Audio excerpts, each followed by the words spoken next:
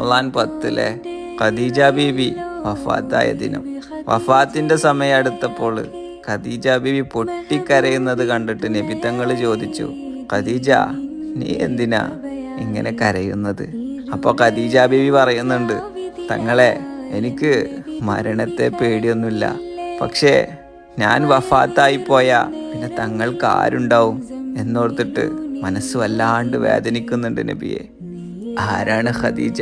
നബി തങ്ങൾക്ക് അത്രമേൽ വലുതായിരുന്നു ഖദീജ റളിയല്ലാഹു അൻഹ. നബി തങ്ങളുടെ ജീവിതത്തിലെ ഏറ്റവും വലിയ പ്രതിസന്ധികളുടെ ഘട്ടത്തിൽ നബിയുടെ കൂടെ നടന്നത് ഖദീജയാണ്.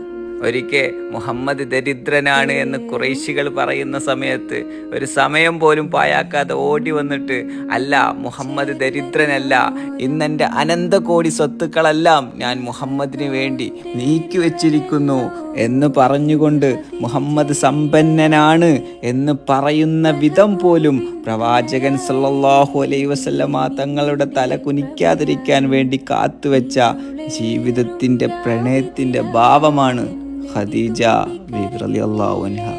എന്ന് റമളാൻ 10 ഖദീജ ബീബി വഫാത്തായ ദിവസം.